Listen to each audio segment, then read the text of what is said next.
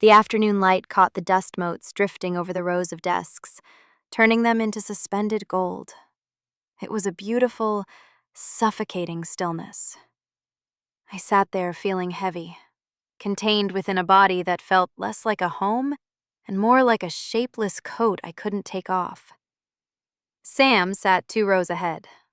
She didn't fidget or check her phone like the others.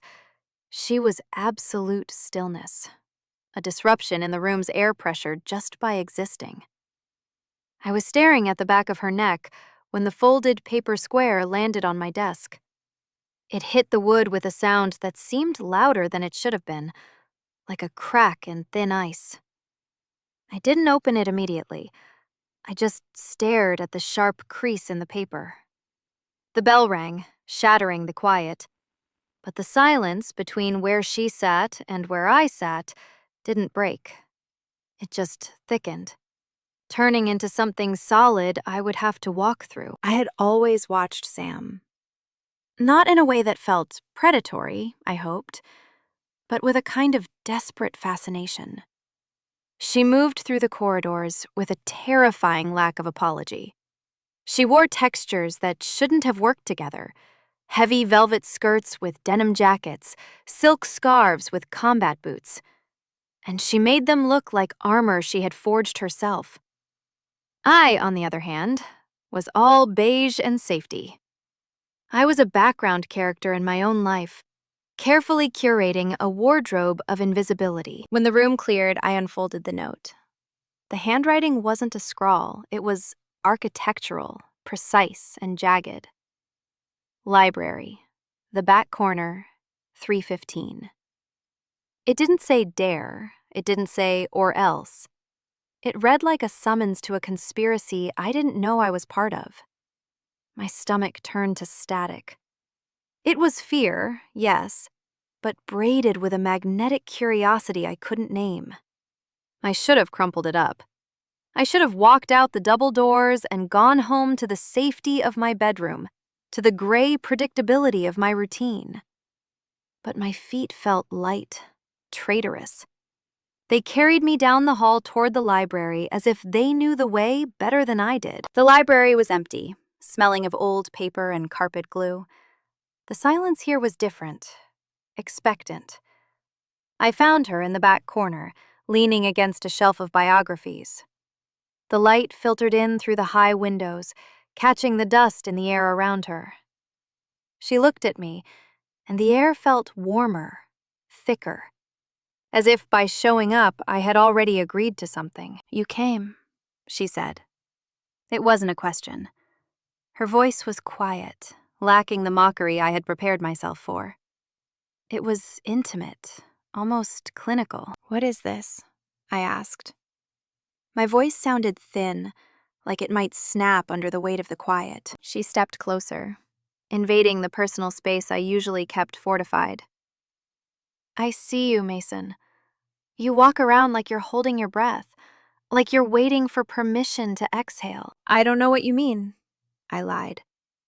But my throat tightened. "I dare you," she said softly, her eyes dark and serious, "to let go, just for one evening. Come to my house. Let me dress you. Let me show you what you look like when you aren't hiding behind all that gray." It was absurd. It was the kind of thing you laughed off in a locker room story. Crossdressing? Me? But the denial died before it reached my lips, because she was right. I was holding my breath.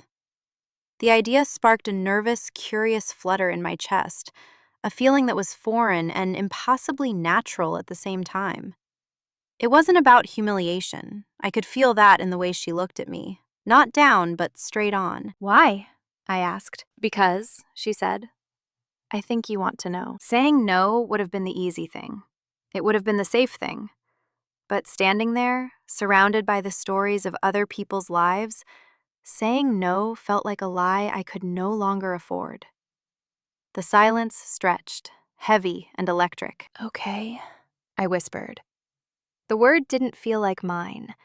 It felt like it belonged to someone else, someone braver. "Good," she said, a small, unreadable smile touching her lips. Tonight, 7. Walking home, the world felt sharper, terrifying. The trees looked like jagged cuts against the sky.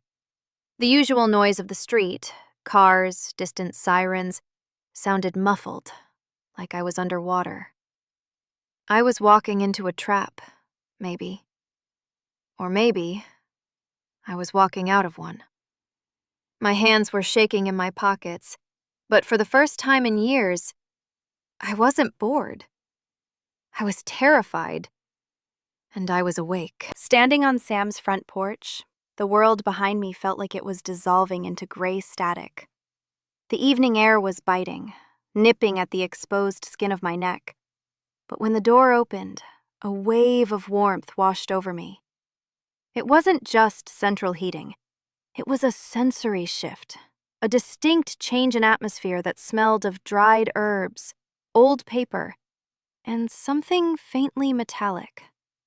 The transition from the sharp, cold street to the amber-lit hallway felt significant, like stepping across a border where my passport was no longer valid. Shoes, she said, pointing to a mat by the door. She didn't wait for me to comply before turning and walking up the narrow staircase. I fumbled with my laces, my fingers stiff and clumsy.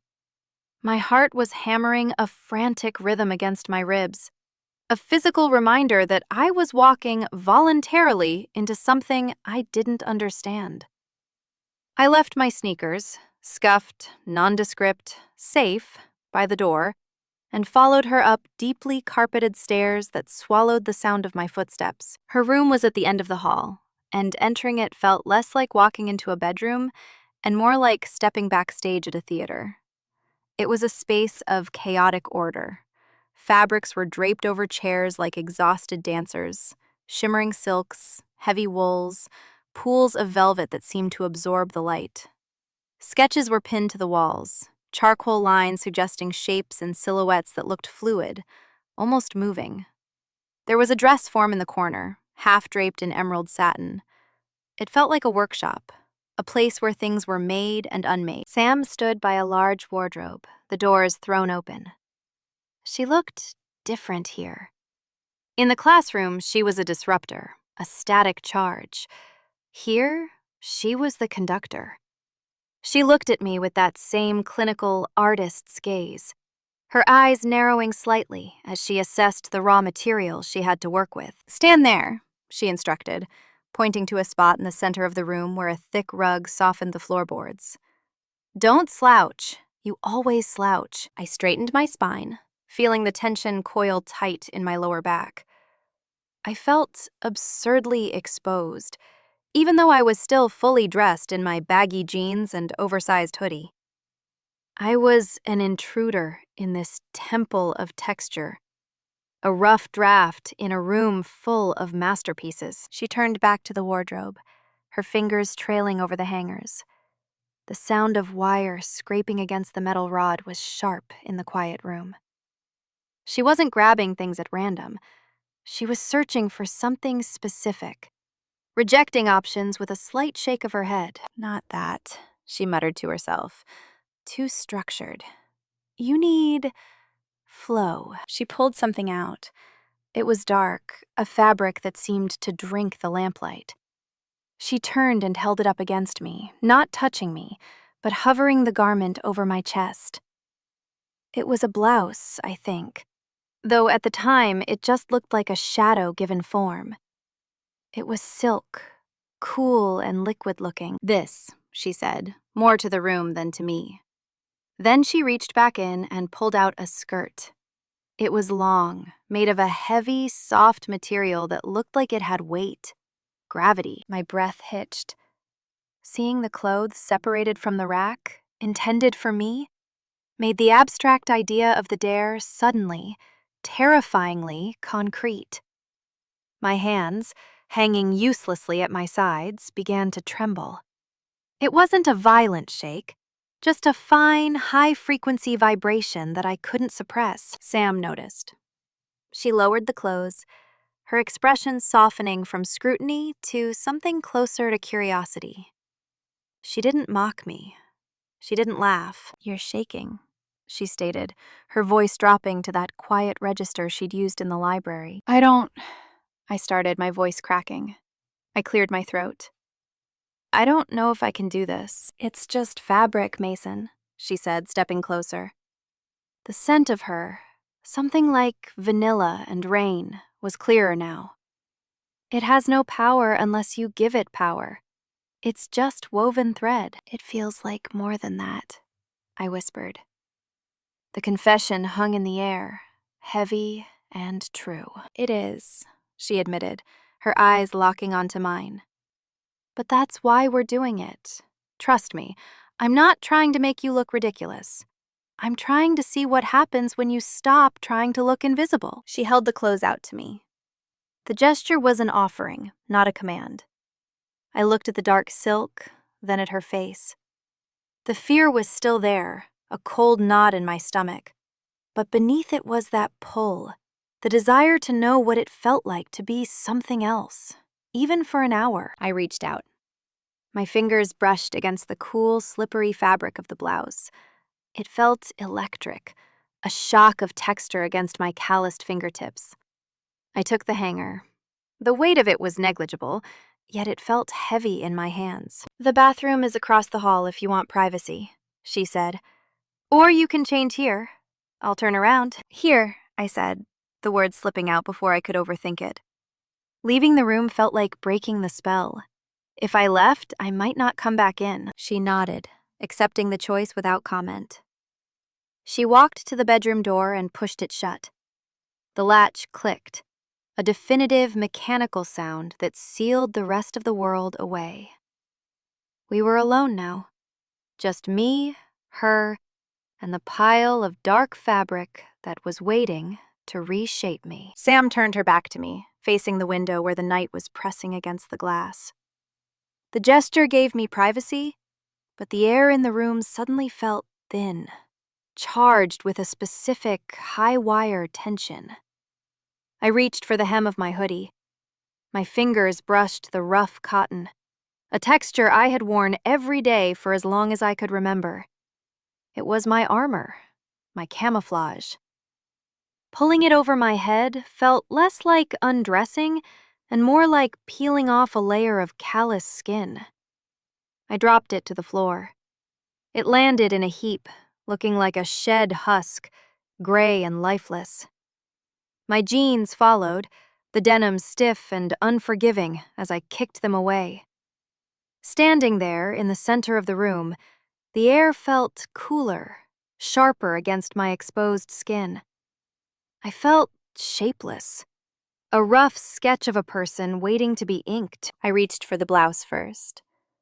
It was a deep, midnight blue, so dark it looked like a bruise in the dim light. The silk was cool to the touch, almost liquid. It slipped through my fingers, possessing a lack of friction that unnerved me. I hesitated, holding it up. This was the threshold. Putting this on wasn't just an action, it was an agreement. I slid one arm into the sleeve. The sensation was immediate and shocking. The fabric didn't cling, it flowed.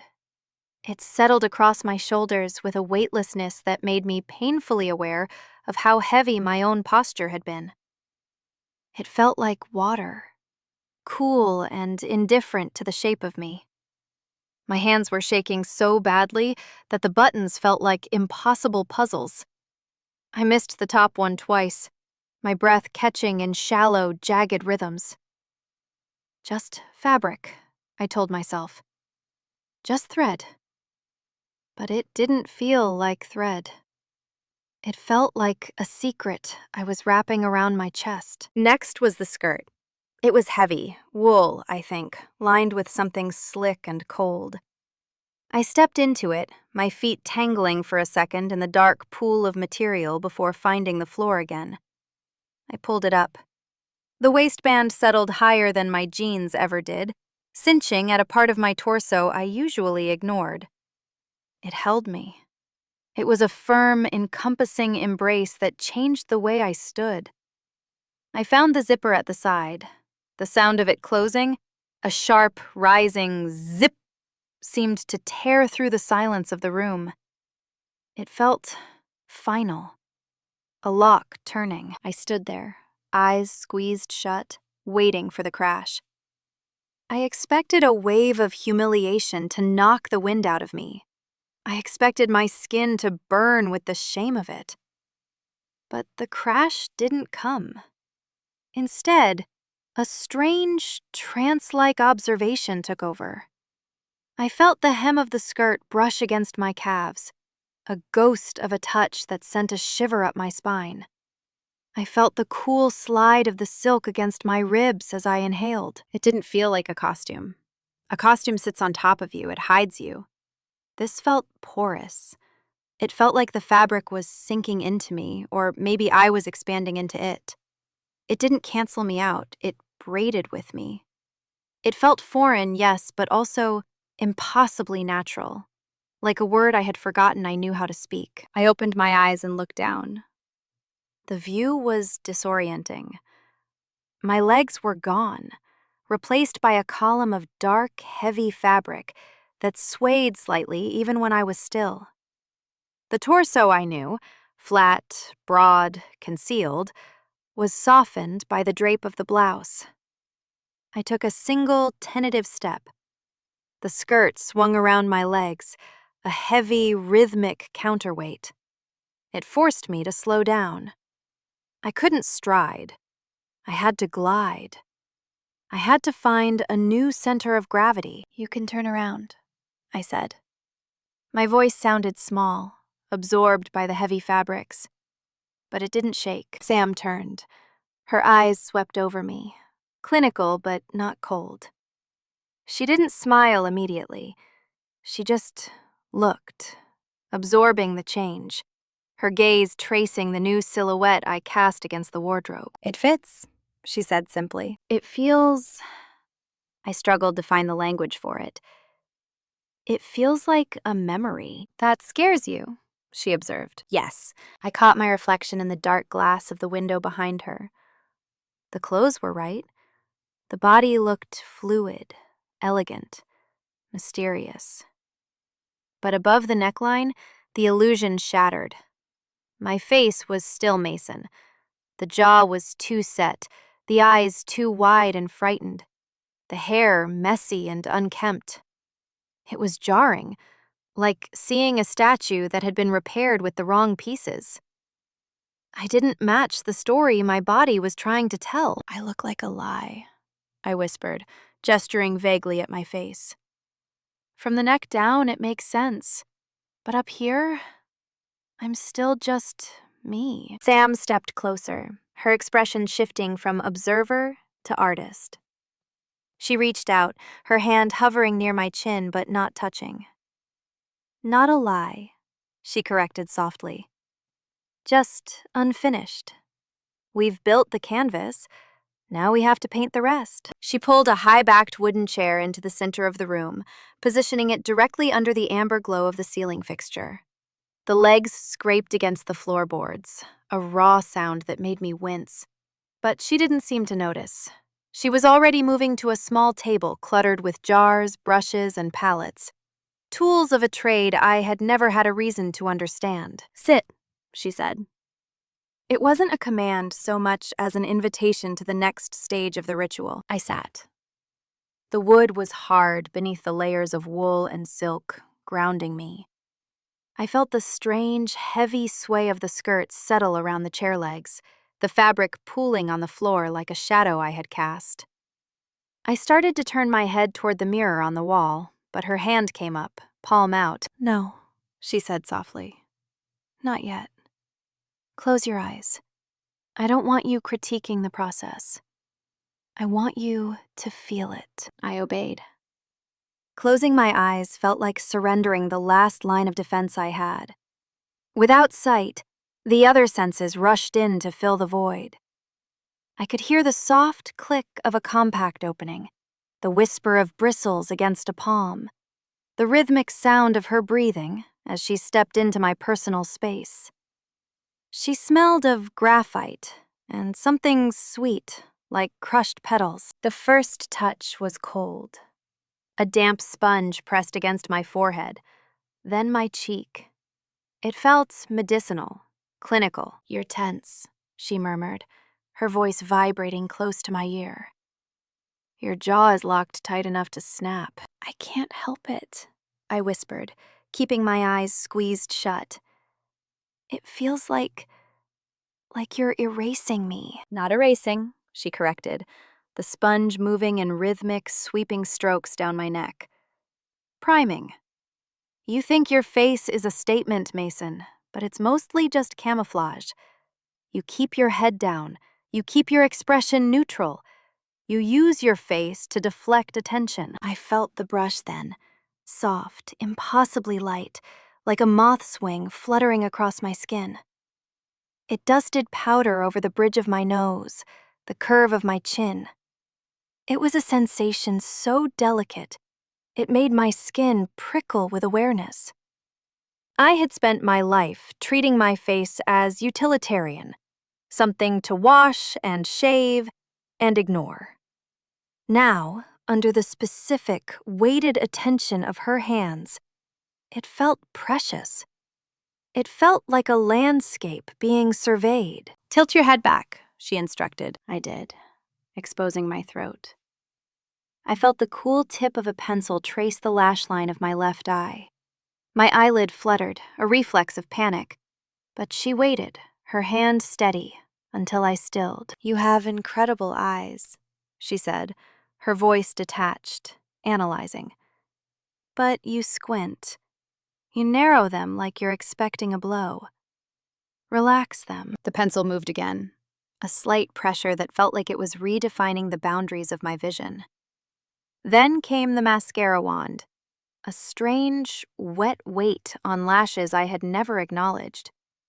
I felt them lengthen, separate, becoming heavy and distinct. "We aren't hiding you," she said, answering a question I hadn't asked aloud. She switched to a larger brush, sweeping something warm-toned under my cheekbones. "We're just softening the edges. Men are taught to be hard lines, squares and rectangles, blocks of stone. But you have geometry that wants to flow." "Softening," I repeated, testing the word. It sounded dangerous. Soft things could be crushed. "Yes," she said. "There is power in softness. Stone cracks, Mason. Water doesn't." She used a finger to smudge something on my eyelid, her skin warm and rough against the delicate tissue. The intimacy of it was staggering. I could feel the heat radiating from her, the focus she was pouring into me. It was a transfer of energy, a silent, deliberate act of creation. I wasn't just being made up. I was being seen, examined in microscopic detail, and found worthy of attention. Finally, she touched my lips. A cool, slick balm, followed by the faint pressure of a tint. "Rub them together," she whispered. I did. The texture was foreign, slick but not sticky. It made me hyper-aware of my mouth, of the breath passing through it. The sounds of the brushes stopped. The room fell into a profound silence, heavy with the scent of powder and the static charge of the silk blouse. I kept my eyes closed, afraid to break the spell. In the darkness behind my eyelids, I tried to picture what she had done. I imagined myself as a grotesque caricature, a clown painted in the dark. But the physical sensation told a different story. My skin felt alive, tingling under the layers she had applied. I didn't feel covered up. I felt excavated. "Okay," Sam said. Her voice had changed. The clinical tone was gone, replaced by something quieter, almost reverent. "Open your eyes." I opened my eyes. The anticipation had built a wall of static in my head, a white noise of expected humiliation. I was ready to wince. I was ready to see a boy playing dress-up, a clumsy forgery of femininity that would make the air in the room turn awkward and pitying. But the static cut out the moment I focused on the glass. The mirror was an antique thing, silver-backed and slightly cloudy, but the image it held was razor sharp. I stopped breathing. I actually stopped. I had expected to see a joke, but the person staring back at me wasn't a joke. And they weren't a stranger. They were possible. The makeup hadn't covered my face. It had translated it. The heavy brow I hated was now a frame for eyes that looked enormous, dark, and wet with light. The cheekbones, usually lost in the flatness of my expression, were architectural, catching the amber lamplight in a way that made my face look sculpted rather than blocky. The dark silk of the blouse acted like a negative space, forcing the eye to the skin, which looked luminous, almost moon-washed against the midnight fabric. It was me, unmistakably me, but a version of me that had been pulled through a filter, stripped of the gray, stripped of the apology. I didn't know what to do with that. My brain tried to find the seams, the places where the illusion broke down, but the feeling in my chest was drowning out the logic. It wasn't fear anymore. The fear had dissolved into a stunning, quiet calm. It was the feeling of a key turning in a lock that had been rusted shut for years. Click. Open. The frantic pounding of my heart slowed to a heavy, deliberate rhythm. I wasn't hyperventilating. I was breathing deeper than I had in years. I stood up. The movement was different now. Before, I had been dragging the clothes. Now I was partnering with them. I turned toward the mirror, watching the skirt flare and settle. It was fluid. I wasn't fighting the fabric. I found a new center of gravity, lower, more grounded. I didn't have to hold my shoulders up around my ears anymore. I let them drop. I let my neck lengthen. The person in the mirror did the same. And for the first time in my life, I didn't want to look away from my own reflection. "I told you," Sam whispered. I looked at her in the reflection. She was standing behind me, arms crossed, but her face was open, vulnerable in a way I hadn't seen before. She wasn't looking at her handiwork. She was looking at me. "I don't look like me," I said, my voice sounding strange in the quiet room. Softer, maybe, or just less guarded. "You look exactly like you," she countered. "Just the volume is turned up. You were broadcasting on mute before." I realized then that the dare was never about the clothes. The clothes were just the key. The dare was the permission. She had given me a license to defect from the army of gray men I had been conscripted into. She had seen the deserter in my eyes and offered me a uniform that actually fit. The realization hit me with the force of a physical blow, but it didn't hurt. It felt like oxygen. I touched my face. My fingertips grazed the skin, feeling the powder, the warmth. It was a tactile confirmation of the visual truth. I ran my hands down the silk of the blouse, feeling the slip and slide of it over my ribs. It felt right. It felt terrifyingly right. The disconnect, the feeling of being a shapeless coat, was gone. I was filled in. I was solid, but the room suddenly felt too small. This revelation was too big to be contained within four walls. The mirror was a portal, but I had already stepped through it. I needed to see if this version of me could exist in the wild. I needed to know if the light I saw in the glass would survive the dark outside. A truth that only exists in the dark isn't a truth. It's a secret. And I was tired of secrets. "I can't stay in here," I said, the words surprising me. Sam nodded slowly, as if she had been waiting for this exact sentence. Then let's go. The hallway felt different on the way down. Before, it had been a tunnel to a scary unknown. Now it was just a hallway in a house that felt strangely complicit in my transformation. We moved quietly, conspirators avoiding the creaky floorboards. We reached the back door, a heavy sliding glass pane that looked out onto a yard swallowed by shadows. Sam unlocked it. The thud click of the bolt sounded like a gunshot in the quiet kitchen. She slid the door open, and the night rushed in. It wasn't just air. It was a physical presence, cold and smelling of damp earth. "Just the patio," she whispered. "You don't have to go far." I stepped out. The first thing that hit me was the wind. In jeans, wind is just a pressure, a force pushing against denim. In a skirt, wind is intimate. It swirled around my legs, ghosting up under the heavy wool, finding the skin I usually kept wrapped in cotton. It was shocking, a cold, fluid touch that made every nerve ending in my lower body flare with awareness. I gasped, a small sound snatched away by the breeze. I walked to the edge of the concrete patio. The grass beyond was a black ocean.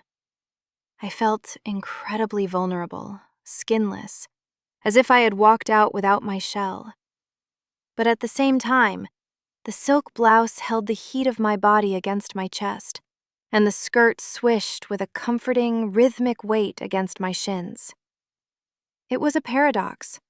I was exposed, yet I felt armored in a way I never had in my hoodie. My old clothes hid me, but they also muffled me. These clothes announced me. I stood there, letting the night settle around me. The darkness should have been frightening, but it felt like a spotlight in reverse. I felt luminous inside it, like I was carrying the amber light of the bedroom out here into the cold.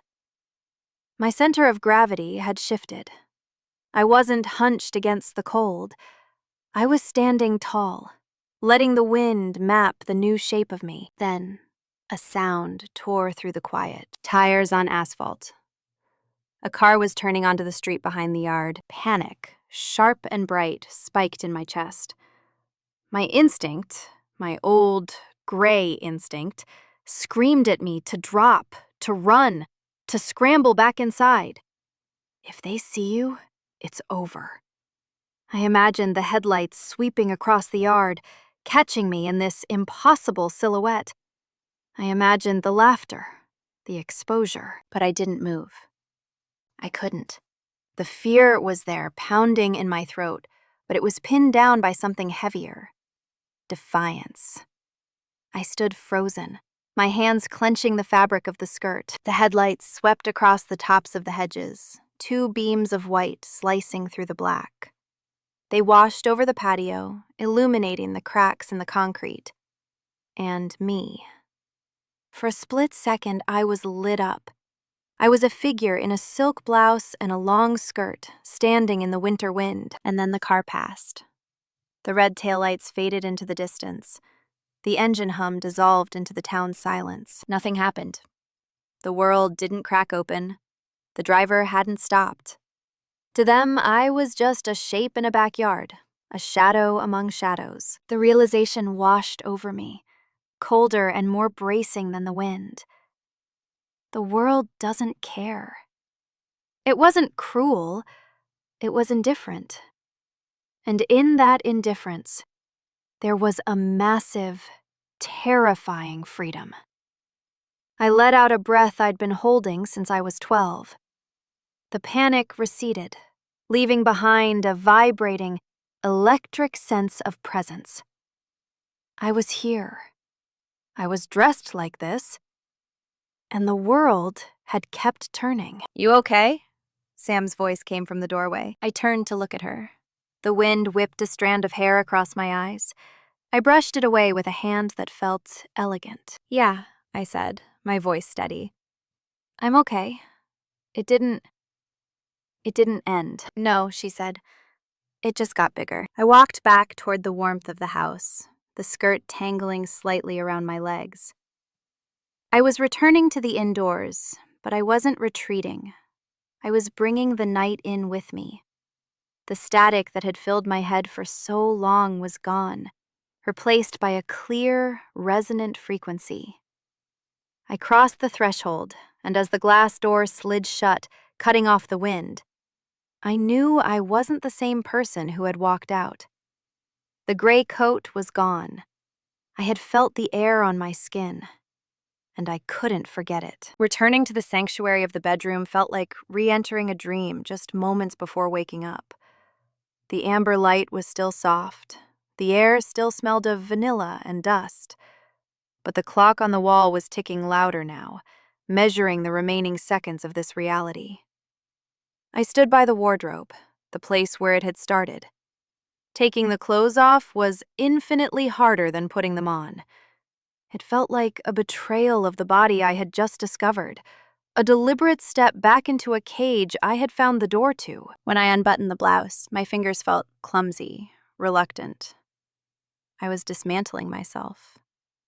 As the midnight blue silk slid off my shoulders, the air in the room felt colder, rushing in to reclaim the space I had occupied.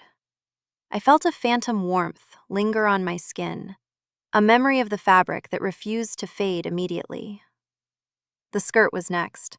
The zipper's sound was a mournful tear in the quiet, a reversal of the lock clicking open. Stepping out of the heavy wool felt like losing gravity. My legs felt strangely light, unanchored, without the swish and sway to guide them. I folded the garments carefully, aligning the seams with a reverence usually reserved for holy relics. Handing them back to Sam felt like handing over a piece of my own ribcage.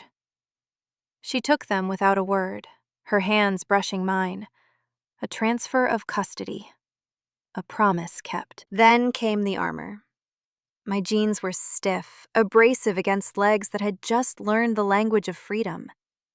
The denim felt like cardboard, scraping against my skin. Pulling on my hoodie was suffocating. The cotton didn't flow, it just hung there, shapeless and gray, smelling of my old life. I looked in the mirror. The boy staring back was familiar, but he looked trapped now. Before, he had just looked bored. Now, he looked like he was wearing a disguise. Sam handed me a wipe for the makeup. "The carriage turns back into a pumpkin," she said, but her voice lacked any mockery. It was sad, quiet. "I don't want to take it off," I admitted, the wipe hovering over my cheek. "You have to," she said gently. "For now. But you know what's underneath. Paint doesn't make the face, Mason. It just reveals it." I scrubbed. The charcoal, the tint, the contour, it all came away on the white cloth, leaving smears of gray and pink. But she was right. The face underneath was red from the friction, raw, but the eyes were still wide. The expression didn't collapse back into neutrality. The walls I had built around my expression had been breached, and I didn't have the mortar to rebuild them tonight.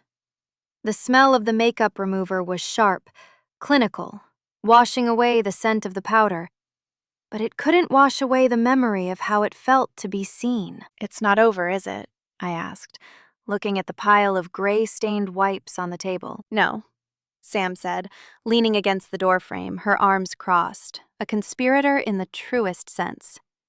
"You can't unring a bell. You can't unfeel what you felt out there in the wind." "I don't know what to do with it," I whispered. "You don't have to do anything yet," she said. "Just carry it. Let it braid into you." Walking home, the streets were the same dark arteries of the suburbs I had walked 1,000 times. But the rhythm of my walk was broken. I could still feel the phantom weight of the skirt swinging against my calves, a ghost sensation that was more real than the denim chafing my skin. My body was remembering the motion, the glide. I wasn't stomping. I was placing my feet. The cold air on my face felt different now. It wasn't just weather. It was the same air that had touched the her in the garden. The secret wasn't heavy like a burden. It was heavy like gold. dense, valuable, hidden close to the chest. I wasn't just walking away from a dare. I was walking away with a map to a country I intended to visit again. The gray static of my life had been pierced by a single, clear note, and I could still hear it humming in my bones. I got home and went straight to the bathroom mirror. The fluorescent light was harsh, unforgiving, nothing like the amber glow of Sam's room. But there, in the reflection of my own eyes, I saw her. A ghost, overlaid on the gray boy. She wasn't gone.